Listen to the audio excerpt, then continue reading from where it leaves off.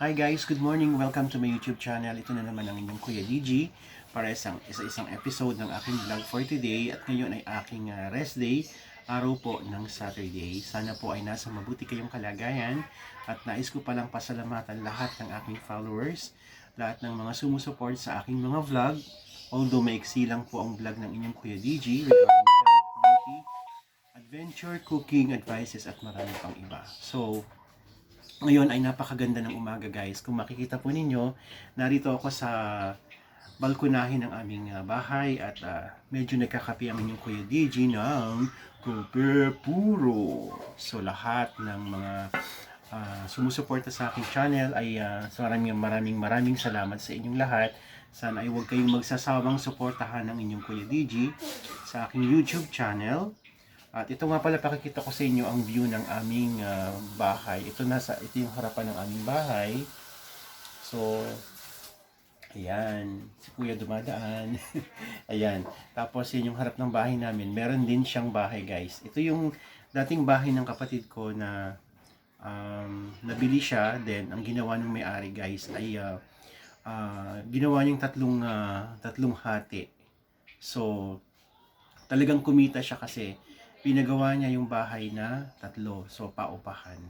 So, guys, 80, bali medyo malaki siya. Kasi itong amin, guys, ay nasa 80 square meters lang.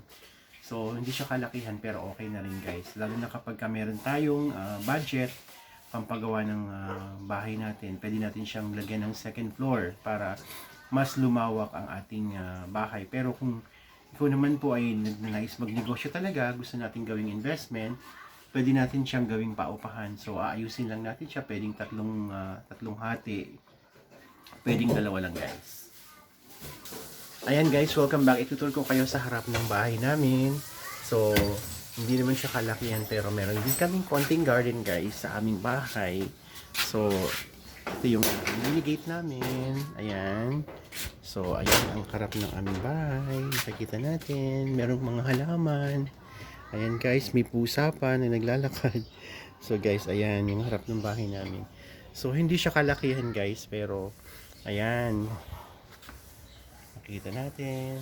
So ayan, meron siyang mga halaman sa harapan guys. Nakita nyo. So meron siyang mga halaman. Yan guys. Isa-isang halaman. Ayan guys. So ayan. Sa kabuuan yun yung area. 80 square meters lang yan guys. So yun, mga bahay na rin sa unahan. So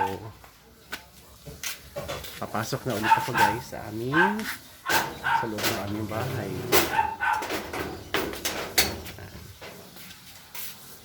So yan.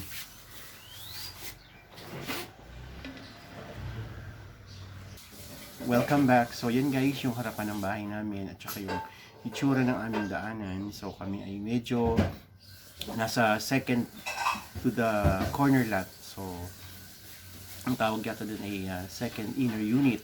So kung kayo ay nagnanais na magkaroon ng sarili nilang bahay, ay maaari kayo magtanong sa mga pwedeng mag-online sa NHA o kaya kung may mga kakilala kayo na mismong nagbebenta ng bahay, pwedeng doon na lang po kayo magtanong para mas safe at sigurado tayo na legit yung ating magiging transaction. Till next time, thank you for watching once again at always keep safe, always smile and put hope in your heart. Thank you for watching and God bless po sa inyo lahat.